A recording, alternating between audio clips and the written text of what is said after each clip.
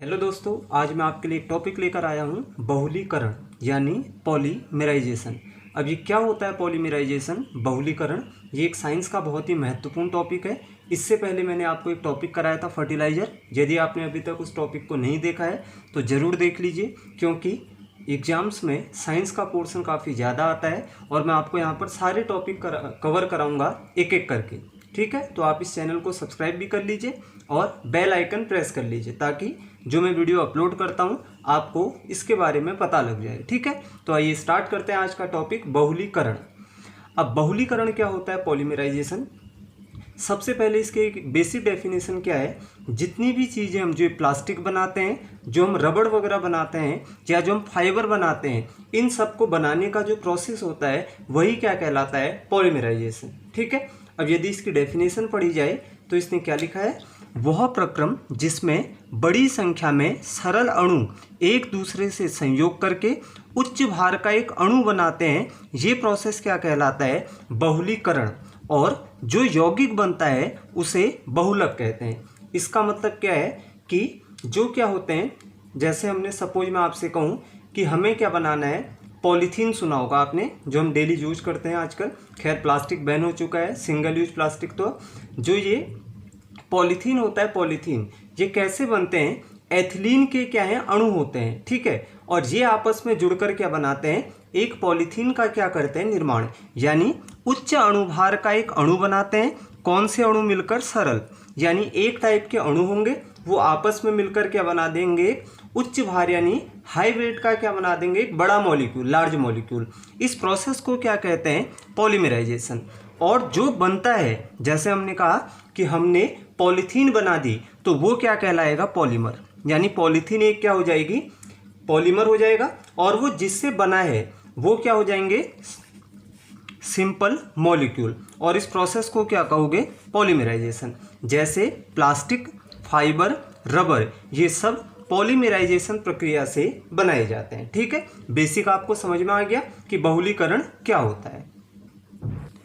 और आज हम इसमें एक टॉपिक पढ़ेंगे जिसका नाम है प्लास्टिक, जो कि डेली लाइफ में हमारी काफ़ी चीज़ें प्लास्टिक का हम प्रयोग करते हैं। अब प्लास्टिक को अभी मैंने बताया था किस प्रक्रिया से बनाया जाता है, बहुलीकरण के द्वारा बनाया जाता है। अब यहाँ पर एक प्रश्न आता है कि अनसैचुरेटेड हाइड्रोकार्बन से क्या बनता है प्लास्टिक। ये भी आता है कि अनसैचुरेटेड जो हाइड्रोकार्बन होते हैं, जैसे एथिलीन, प्रोपिलीन, इनसे क्या बनाया जाता है, प्लास्टिक। अब ध्यान से सुनना, हाइड्रोकार्बन दो प्रकार के होते हैं, एक असंतृप्त होते हैं अनसैचुरेटेड, और एक क्या होते हैं, सैचुरेटेड। अब मैं आपसे कहूं कि सैचुरेटेड हाइड्रोकार्बन क्या होते हैं, तो सैचुरेटेड हाइड्रोकार्बन वो होते हैं जिनमें कार्बन और कार्बन के बीच सिंगल बॉन्ड होता है। जो कार्बन के क्या होते हैं, एटम होते हैं, उनके बीच क्या होता है, एकल बंध। ये ध्यान से सुनना, आपने केमिस्ट्री में पढ़ा होगा सिंगल बॉन्ड, डबल बॉन्ड और ट्रिपल बॉन्ड। तो यदि कार्बन के एटम के बीच सिंगल बॉन्ड होगा तो हाइड्रोकार्बन कैसा कहलाता है, सैचुरेटेड। जैसे मैं मीथेन की बात करूं, मीथेन का फॉर्मूला क्या होता है, CH4। तो कार्बन क्या होता है, सिंगल, हाइड्रोजन किससे जुड़े हैं, सिंगल बॉन्ड से, तो उन्हें क्या कहते हैं, सैचुरेटेड। और अनसैचुरेटेड हाइड्रोकार्बन किसे कहते हैं, जो या तो डबल बॉन्ड से होंगे या किससे होंगे, ट्रिपल बॉन्ड से। यानी कार्बन के एटम के बीच या तो डबल बॉन्ड होगा या कार्बन के एटम के बीच ट्रिपल बॉन्ड होगा, तो वो क्या कहलाते हैं, अनसैचुरेटेड हाइड्रोकार्बन। जैसे एथिलीन और प्रोपिलीन, जो इथाइलिन भी कहते हैं एथिलीन को। जैसे एथिलीन का फॉर्मूला होता है CH2CH2। तो बताइए CH2CH2 के बीच कौन सा बॉन्ड है, डबल बॉन्ड है। ठीक है, तो ये कौन सा हो जाएगा, अनसैचुरेटेड हाइड्रोकार्बन। यानी प्लास्टिक किससे बनाया जाता है, अनसैचुरेटेड हाइड्रोकार्बन से बनाया जाता है। और यहाँ पर अब हम एक एक करके जो एग्जाम्स के लिए बहुत ही महत्वपूर्ण है प्लास्टिक के क्वेश्चंस, वो सारे पढ़ेंगे हम। अब यहाँ पर दोस्तों प्लास्टिक दो प्रकार के होते हैं। ठीक है, एक होता है थर्मोप्लास्टिक, एक होते हैं थर्मोप्लास्टिक। ऐसे प्लास्टिक जो गर्म करने पर मुलायम होकर पिघल जाते हैं और इन्हें दोबारा हम क्या कर सकते हैं, रिसाइकल कर सकते हैं। जैसे polyethylene, polyvinyl chloride, polystyrene, celluloid, Teflon, nylon. अब इसको बेसिक समझते हैं क्या है। हमने क्या कहा, एक ऐसा प्लास्टिक है जो गर्म करने पर क्या हो जाता है, सॉफ्ट हो जाता है, पिघल जाता है, और आप इसको क्या कर सकते हो, रिसाइकल। इसको कौन सा प्लास्टिक कहते हैं, थर्मोप्लास्टिक। ध्यान से सुनना, एग्जाम में पूछा जाता है उस प्लास्टिक को क्या कहते हैं जो रिसाइकल हो जाता है, तो कौन सा होता है, थर्मोप्लास्टिक। अब रिसाइकल का मतलब क्या है, हमने सपोज पीवीसी आपने सुना होगा, पॉलीविनाइल क्लोराइड, जिससे पाइप वगैरह बनते हैं, ये प्लास्टिक के पाइप वगैरह जो बनते हैं, इसको आप गर्म करोगे तो ये मुलायम होकर क्या हो जाएगा, पिघल जाएगा, और आप इसको खांचों में भरकर किसी दूसरे शेप में भी क्या कर सकते हो, चेंज कर सकते हो। तो यानी ये क्या होते हैं, चेंज हो जाते हैं एक कैटेगरी से अलग कैटेगरी में, तो उसे क्या कहते हैं, थर्मोप्लास्टिक। और इसके एग्जाम्पल याद कर लेना, polyethylene, polyvinyl chloride, polystyrene, celluloid, Teflon, nylon. और यहाँ पर दूसरा प्लास्टिक होता है थर्मोसेटिंग प्लास्टिक। वो थर्मोप्लास्टिक था, ये थर्मोसेटिंग। इस तरह की प्लास्टिक पहली बार गर्म करने पर मुलायम हो जाते हैं और एक बार कठोर होने पर इन्हें दोबारा पिघलाया नहीं जा सकता है। अब वर्ड ही क्या आ रहा है, सेटिंग, यानी सेट हो चुका है। यानी एक ऐसा प्लास्टिक जिसको एक बार गर्म करोगे सॉफ्ट होगा और इससे आप किसी चीज़ को बना लो, लेकिन इसे एक बार ही क्या हो जाएगा, जब आपने इससे कोई पदार्थ बना लिया है, अब वो कठोर हो गया तो इसको दोबारा आप पिघला नहीं सकते हो। यानी जो प्लास्टिक रिसाइकल नहीं हो सकता है वो थर्मोसेटिंग होगा, और जो रिसाइकल हो सकता है वो थर्मोप्लास्टिक होगा। इसके एग्जाम्पल होते हैं बेकेलाइट, जिसे फिनॉल फॉर्मेल्डिहाइड भी कहते हैं, वीटल, ग्लिप्टल। वैसे ज़्यादातर जो पदार्थ हम डेली यूज करते हैं वो कौन से होते हैं, थर्मोप्लास्टिक के बनाए जाते हैं। ठीक है, तो ये होते हैं थर्मोसेटिंग। ये काफ़ी बार पूछा जाता है कि बेकेलाइट एक कैसा प्लास्टिक है, थर्मोप्लास्टिक है या थर्मोसेटिंग प्लास्टिक है। तो ये थर्मोसेटिंग प्लास्टिक होता है बेकेलाइट, जिसको फिनॉल फॉर्मेल्डिहाइड भी कहते हैं, क्योंकि इन दो चीज़ों का यूज किया जाता है बेकेलाइट को बनाने में। ठीक है, तो दो प्रकार के प्लास्टिक हो गए। इस सब प्रोसीजर को क्या कहते हैं, पॉलीमराइजेशन। अब हम पढ़ लेते हैं एग्जाम में जो प्लास्टिक के बारे में प्रश्न पूछे जाते हैं। अब यहाँ पर जो सबसे पहला पॉलीमर है, पॉलीमर समझ गए ना कि ये सारे पॉलीमर ही हैं। ठीक है, पहला पॉलीमर होता है पॉलीइथाइलिन, या इसे पॉलीथीन भी कहते हैं, पॉलीइथाइलिन या पॉलीथीन। ये एथिलीन का उच्च बहुलक है। अब इसका मतलब क्या है, बहुलक का मतलब एथिलीन के खूब सारे अणु, मैंने बताया था अभी, मिलकर क्या बनाते हैं, बड़ा अणु या क्या लार्ज मॉलिक्यूल। तो एथिलीन क्या करता है, प्लास्टिक यानी पॉलीथीन के निर्माण में मदद करता है। तो आएगा उच्च बहुलक, मतलब एथिलीन के खूब सारे अणु मिलकर पॉलीथीन का क्या करते हैं, निर्माण करते हैं। अब देखो रिएक्शन क्या होती है, CH2 डबल बॉन्ड CH2, मैंने कहा था हमेशा डबल बॉन्ड, बताया था अभी आपको कि अनसैचुरेटेड हाइड्रोकार्बन क्या है, डबल बॉन्ड या ट्रिपल बॉन्ड वाले। तो जो इथाइलिन होता है CH2 डबल बॉन्ड CH2, बाहर से N का मतलब इसके खूब सारे हमने मॉलिक्यूल लिए हैं। ठीक है, हमने क्या किए हैं, इसके खूब सारे मॉलिक्यूल लिए हुए हैं, किसके, CH2 के। जब हमने इसके खूब सारे मॉलिक्यूल लिए तो ये पूछा जाता है कि पॉलीथीन बनाने में किस उत्प्रेरक का यूज किया जाता है, वो होता है ऑक्सीजन, कैटलिस्ट। कैटलिस्ट क्या होता है, जो किसी रिएक्शन को बैलेंस करते हैं, फास्ट या स्लो हो रही है कोई रिएक्शन तो उसको बैलेंस कौन करता है, उत्प्रेरक। तो पॉलीथीन बनाने में देखो एक प्रश्न ये भी बन गया कि किस कैटलिस्ट का प्रयोग किया जाता है, O2 यानी ऑक्सीजन। अब आपने एथिलीन के खूब सारे अणु लिए, O2 यानी ऑक्सीजन उत्प्रेरक का प्रयोग किया। अब टेम्परेचर 100 से लेकर 300 डिग्री सेल्सियस के बीच टेम्परेचर रखते हैं, और 1000 से लेकर 3000 एटमॉस्फेरिक क्या रखते हैं, प्रेशर। यानी तापमान भी क्या होता है, उच्च, दाब भी क्या होता है, उच्च। तो कभी पूछ ले कि पॉलीथीन बनाने में high temperature low pressure, low temperature high pressure, low temperature low pressure, या हाई टेम्परेचर हाई प्रेशर, तो बताइए क्या होता है, दोनों चीज़ें क्या रहती हैं, उच्च रहती हैं। तो पॉलीथीन हाई टेम्परेचर और हाई प्रेशर पे बनाया जाता है, और जब ये खूब सारे मिल जाते हैं तो ये क्या बन जाता है, पॉलीथीन। यानी CH2 N का मतलब खूब सारे, इसके जो मोनोमर हैं बहुलक खूब सारे हो चुके हैं। ठीक है, तो इसको आप ये भी लिख सकते हो, C2 और H कितने हो गए, 4। अब ये खूब सारे हो चुके हैं इथाइलिन के मॉलिक्यूल, तो C2H4 नीचे N यानी खूब सारे हैं। यही किसका फॉर्मूला होता है, पॉलीथीन का फॉर्मूला होता है। तो सबसे पहला जो आपको मैंने पॉलीमर बता लिया उसका नाम होता है पॉलीथीन, जिसे पॉलीइथाइलिन भी कहते हैं। बनाने की पूरी प्रोसीजर आपको यहाँ पर हमने बता दी है और ये इसका क्या बन जाएगा, फॉर्मूला। पॉलीथीन पुनः ढालने योग्य होता है। अब क्यों होता है, क्योंकि एक ऐसा प्लास्टिक है, थर्मोप्लास्टिक है। वैसे तो सिंगल यूज प्लास्टिक को हमें बिल्कुल बंद कर देना चाहिए, क्योंकि प्लास्टिक क्या होता है, बहुत ही खतरनाक पॉल्यूशन होता है, समझ लीजिए। तो धीरे धीरे इसको जो हमारी सरकार है वो इसको बंद करने की बात कर रही है और लोग भी धीरे धीरे अब जागरूक हो रहे हैं इन चीज़ों के प्रति। तो पॉलीथीन्स आपने सुना होगा, जैसे थैलियाँ बनती है, इससे पैकिंग जो सामग्री होती है, तारों के जो बाहर के आवरण होते हैं कवर टाइप के, वो सारे बनाए जाते हैं पॉलीथीन से। तो पहला हमने पॉलीमर क्या पढ़ लिया, पॉलीथीन। अगला पॉलीमर है नाइलॉन। सुना होगा आपने नाइलॉन। यह एक पॉलीएमाइड रेशा है। पॉलीएमाइड क्या होता है, ये फाइबर, और ये बनता किससे है, एडिपिक अम्ल यानी एडिपिक एसिड और हेक्सामेथिलीन डाइएमीन। हेक्सामेथिलीन डाइएमीन को मिलाने पर क्या प्राप्त होता है, नाइलॉन प्राप्त होता है। और मानव के द्वारा बनाया गया ये पहला फाइबर है। ये काफ़ी आता है कि सबसे पहला सिंथेटिक फाइबर ह्यूमन ने कौन सा बनाया था, तो मानव ने सबसे पहला सिंथेटिक फाइबर क्या बनाया था, नाइलॉन। और नाइलॉन का प्रयोग किस में किया जाता है, नेट बनाए जाते हैं, जो जाल बनाए जाते हैं, टायर बनाने में नाइलॉन का प्रयोग होता है, पैराशूट बनाने में नाइलॉन का प्रयोग होता है, रस्सी वगैरह बनाने में भी नाइलॉन का प्रयोग होता है। तो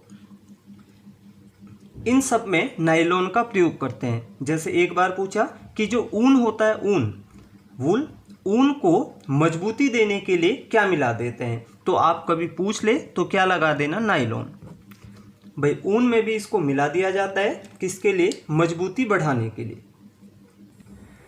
अब यहाँ पर दोस्तों जो नाइलॉन है, नाइलॉन ध्यान से सुनना, एक होता है नाइलॉन 6, ये इसकी एक टाइप होती है, और एक होता है नाइलॉन 6। ध्यान से सुनना, ये काफ़ी पूछा जाता है। एक होता है नाइलॉन 6, एक होता है नाइलॉन 6। अब दोनों में क्या डिफरेंस है, जो ये नाइलॉन 6 होता है इसका जो फॉर्मूला होता है C6H11NO की पावर, मतलब N का मतलब ना खूब सारे मॉलिक्यूल हैं, इस पदार्थ के खूब सारे मॉलिक्यूल हैं, ये होता है नाइलॉन 6। और जो नाइलॉन 6 होता है इसको 2 से मल्टीप्लाई कर दो तो C12H22 N भी 2 हो जाएंगे, O भी 2 हो जाएंगे, बेस इसका N हो गया। ये नाइलॉन 6 होता है। ध्यान से सुनना, एक नाइलॉन 6 होता है और एक नाइलॉन 6 होता है। अगला इनके जो बनाने का क्या होता है, मोनोमर समझ गए, जिस चीज़ से बनाया जा रहा है। यदि नाइलॉन 6 पूछ ले तो इसका जो मोनोमर होता है वो होता है ई कैप्रोलैक्टम।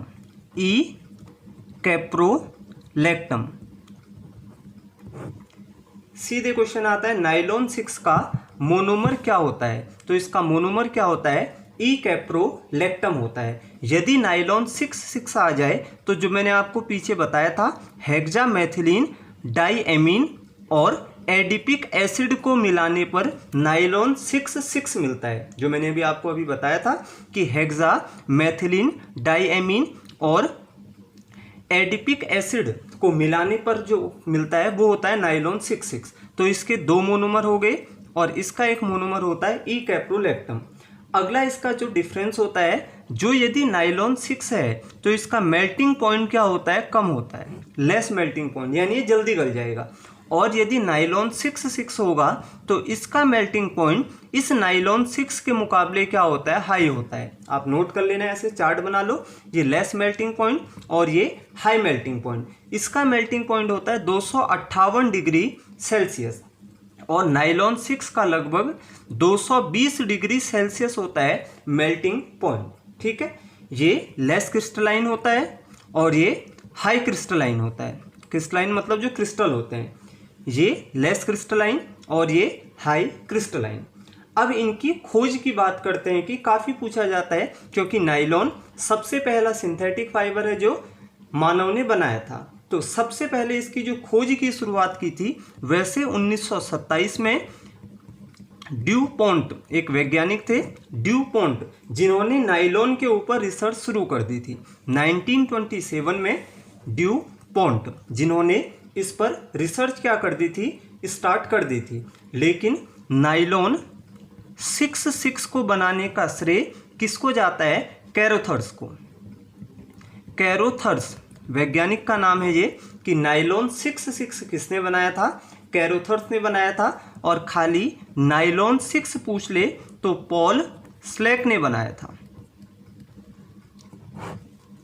ये याद कर लेना, क्योंकि ये मानव के द्वारा निर्मित पहला संश्लेषित क्या है, फाइबर है। नाइलॉन 6 कैरोथर्स ने बनाया था, नाइलॉन 6 पॉल स्लेक ने बनाया था। और सबसे पहले नाइलॉन का प्रयोग किया गया था टूथब्रश बनाने में। जो टूथब्रश के क्या होते हैं, बाल होते हैं, वो उनको बनाने में इस फाइबर का या इस पॉलीमर का क्या किया गया था, प्रयोग किया गया था, नाइलॉन का। और आज नाइलॉन का प्रयोग अलग अलग जगह किया जाता है। अभी मैंने आपको सारी वो प्रोसेस कहाँ कहाँ पर यूज किया जाता है वो बता दिया है।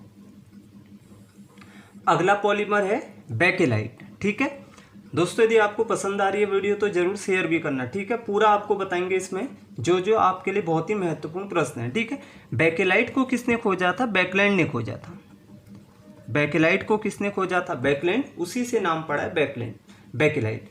बेकेलाइट बनाया कैसे जाता है, फिनॉल और फॉर्मेल्डिहाइड को NaOH, जिसे हम सोडा लाइम या कास्टिक सोडा या सोडियम हाइड्रोक्साइड कहते हैं, तो फिनॉल और फॉर्मेल्डिहाइड को सोडा लाइम के साथ गर्म करने पर बेकेलाइट क्या होता है, प्राप्त होता है। ठीक है, सोडियम हाइड्रोक्साइड यानी कास्टिक सोडा के साथ गर्म करने पर हमें क्या प्राप्त होता है, बेकेलाइट प्राप्त होता है। और बेकेलाइट का जो फॉर्मूला C6H6O CS2O N, अब क्यों लगाएंगे समझ गए होंगे, क्योंकि खूब सारे मॉलिक्यूल होंगे। C6H6O CS2O N, ये क्या होता है, बेकेलाइट। मेन किससे बनता है, फिनॉल और फॉर्मेल्डिहाइड। तो कभी आएगा किस पॉलीमर को फिनॉल फॉर्मेल्डिहाइड के नाम से भी जाना जाता है, तो क्या लगा देना, बेकेलाइट। फिनॉल का फॉर्मूला भी काफी पूछा जाता है, C6H6O, और फॉर्मेल्डिहाइड का फॉर्मूला होता है CS2O। फॉर्मेल्डिहाइड CS2O और फिनॉल होता है C6H6O। और इसका प्रयोग, बेकेलाइट का प्रयोग हम कहाँ पर करते हैं, मग वगैरह बनाने में, बाल्टी, रेडियो टेलीविज़न के जो केस होते हैं, केस मतलब जो बाहर के आवरण होते हैं, कवर वगैरह, वो प्लास्टिक के होता है। तो इलेक्ट्रॉनिक इंस्ट्रूमेंट जो होते हैं उनके कैबिनेट या केस बनाए जाते हैं बेकेलाइट से। अगला है रेक्सिन। रेक्सिन एक कृत्रिम चमड़ा होता है, सुना होगा, आर्टिफिशियल लेदर होता है, जो प्लांट्स का जो सेल्यूलोज होता है उससे बनाया जाता है। अच्छा रेक्सिन बनाने के लिए पायरोक्लिसिन का लेप लगाया जाता है। ये प्रश्न यहाँ पर बढ़िया है। देखो, एक तो ये आर्टिफिशियल लेदर है और बनता किससे है, सेल्यूलोज से, जो प्लांट्स में सेल्यूलोज होता है उससे बनाया जाता है। और यदि आपको एक बढ़िया अच्छी क्वालिटी का रेक्सिन बनाना है तो पायरोक्लिसिन का क्या करते हैं, इसमें लेप लगा देते हैं, तो रेक्सिन की क्वालिटी क्या हो जाती है, बढ़िया हो जाती है। और आर्टिफिशियल रेक्सिन का यूज जैसे आजकल जूते, सैंडल वगैरह काफ़ी चीज़ों में रेक्सिन का क्या करते हैं, प्रयोग करते हैं। अब यहाँ से ध्यान से सुनना, जो ये पॉलीमर टॉपिक हम पढ़ रहे हैं ये दो प्रकार के होते हैं, एक आर्टिफिशियल पॉलीमर होते हैं और एक नेचुरल पॉलीमर। अब आर्टिफिशियल पॉलीमर क्या है, जो हम ये सारे पढ़ रहे हैं, बेकेलाइट, PVC, जो हमने अभी टेफ्लॉन पढ़ोगे आप, जो जो आपने सारे पढ़ लिए हैं, पॉलीथीन, ये सारे कैसे हैं, आर्टिफिशियल, क्योंकि हम इसको क्या कर रहे हैं, ये मैन मेड है, हम ये बना रहे हैं। और नेचुरल पॉलीमर क्या होते हैं, जो कृत्रिम रूप से नहीं बनाए जाते हैं, जो नेचुरल सोर्स में हैं, जो हमारे नेचुरल क्या है, रिसोर्स वगैरह हैं, संसाधन उनमें मौजूद है। जैसे हम बात करें सेल्यूलोज। अब जो सेल्यूलोज है ये कैसा हो जाएगा, प्राकृतिक बहुलक हो जाएगा। क्यों, क्योंकि पेड़ पौधे से क्या होता है, हमें प्राप्त होता है, यानी ये मैनमेड नहीं है। जैसे प्रोटीन, स्टार्च, ऊन, चमड़ा, रुई जो होती है, कॉटन, कपास, ये सारे क्या होते हैं, नेचुरल पॉलीमर होते हैं। रिपीट कर रहा हूँ, ऊन, चमड़ा, रेशम, प्रोटीन, स्टार्च, कपास यानी जो कॉटन, रुई, ये सारे क्या होते हैं, नेचुरल, यानी जो मैनमेड नहीं होंगे वो नेचुरल पॉलीमर होंगे। अगला पॉलीमर है टेफ्लॉन। इसे टेट्राफ्लोरोएथिलीन, जिसका फॉर्मूला होता है C2F4 से बनाया जाता है, यानी इसका जो मोनोमर है वो क्या होता है, C2F4। और इनसे जब खूब सारे इनको मिला दोगे तो बाहर क्या लगा दोगे n, यानी खूब सारे क्या हो चुके हैं मॉलिक्यूल, यही क्या है टेफ्लॉन। तो टेफ्लॉन को किससे बनाया जाता है, टेट्राफ्लोरोएथिलीन, और इस पॉलीमर को, जो पॉलीमर इस मोनोमर से क्या बन गया ये टेफ्लॉन का पॉलीमर, तो इसको क्या कहते हैं टेफ्लॉन, C2F4N। N का मतलब खूब सारे क्या है टेट्राफ्लोरोएथिलीन है। यह एक अदहनशील पदार्थ है, इन्फ्लेमेबल, जिस पर सांद्र अम्ल और क्षार यानी जो कंसंट्रेट क्या होते हैं, बेस और एसिड होते हैं, एसिड और बेस, इनका कोई भी प्रभाव नहीं पड़ता है। ठीक है, अब देखो यहाँ पर ये क्यों कह रहे हैं कि नहीं पड़ता है और ये एक अदहनशील पदार्थ है। इसका प्रयोग क्योंकि आपने देखा होगा जो खाना बनाने के बर्तन होते हैं, नॉन स्टिक पान, उन सब में किसका प्रयोग करते हैं हम, टेफ्लॉन का। सुना है कोटिंग होती है आजकल, जैसे आपने सुना होगा आजकल के जो बर्तन होते हैं इनमें क्या होता है कोटिंग वगैरह होती है, टेफ्लॉन का प्रयोग करते हैं, जिसमें क्या होता है एक तो इनमें कोई भी आप पदार्थ, जैसे आप सब्जी बना रहे हो वो चिपकते नहीं है, देखा होगा, और कम तेल पर ही, कम ऑयल का प्रयोग करके आप क्या कर सकते हो, खाना बना सकते हो, क्योंकि वो कौन से बर्तन होते हैं, टेफ्लॉन का प्रयोग किया जाता है। इंसुलेटिंग सब्सटेंस में भी किसका प्रयोग करते हैं, टेफ्लॉन का, या जो गैस्केट होती हैं ये गैस्केट बनाने में भी टेफ्लॉन का प्रयोग करते हैं। अब गैस्केट का मतलब जो गैस का जैसे चूल्हा वगैरह है, ये सब किसके बनाए जाते हैं, टेफ्लॉन का प्रयोग किया जाता है इनमें, क्योंकि ये एक अदहनशील पदार्थ है जिन पर सांद्र अम्ल और क्षार का कोई भी प्रभाव नहीं पड़ता है टेफ्लॉन में। यानी जो टेफ्लॉन का सरफेस होगा वो रफ होगा या बहुत ही क्या होगा, स्मूथ होगा, स्मूथ होगा। देखा होगा आपने टेफ्लॉन के बर्तन में चिकनाई क्या होती है, बहुत ही ज़्यादा, तभी क्या होता है कम तेल पर क्या बन जाता है, खाना बन जाता है, और उसमें जो खाना है वो चिपकता भी नहीं है। ठीक है, अगला आजकल टेफ्लॉन का काफ़ी यूज होता है कार कोटिंग में, कभी आएगा कि जो गाड़ियों की कोटिंग होती है इसमें किसका प्रयोग किया जाता है, टेफ्लॉन का। देखा होगा आपने आजकल जो, अब क्या होगा यदि गाड़ियों में टेफ्लॉन की कोटिंग कर देते हैं तो इसमें स्क्रैच नहीं आते हैं, पहली बात, ये सबसे बड़ी बात है। टेफ्लॉन इसीलिए करते हैं क्योंकि उसमें एक तो शाइनिंग बहुत बढ़िया आ जाती है और स्मूथनेस काफ़ी आ जाएगी, मैंने बताया था, और जो स्क्रैच वगैरह होते हैं वो नहीं आते हैं टेफ्लॉन के कारण। कभी आएगा कि गाड़ियों में कौन सी कोटिंग की जाए कि उसमें स्क्रैच ना आए, स्क्रैच वगैरह, तो क्या लगा देना आंसर, टेफ्लॉन। ठीक है, तो ये पहला पार्ट था दोस्तों आज पॉलीमर का। अभी इसमें काफ़ी कुछ बचा हुआ है और इसके मैं आपको वन लाइनर भी कराऊंगा अभी, जो एग्जाम में पूछे गए हैं। तो इस पर जितने भी प्रश्न बनते हैं वो सारे आपको हम यहाँ पर और भी कराएंगे। और आपको यदि वीडियो पसंद आई है, टॉपिक समझ में आ रहा है दोस्तों, तो प्लीज़ अपने दोस्तों को भी बताइए, शेयर कीजिए ज़्यादा से ज़्यादा, और चैनल को सब्सक्राइब करने के लिए बोलिए। ठीक है, तो इसका अगला पार्ट हम जल्दी लेकर आ रहे हैं, और अपने नोट्स बढ़िया तैयार कीजिए। मैं कह रहा हूँ आपको मैं इस टॉपिक के वन लाइनर क्वेश्चंस भी करवाऊंगा, जो प्रीवियस ईयर के हर एग्जाम में जो एग्जाम्स होते हैं उनमें से देखकर मैं आपके लिए यहाँ पर उसके नोट्स भी तैयार करूँगा। ठीक है, धन्यवाद दोस्तों, बाय बाय।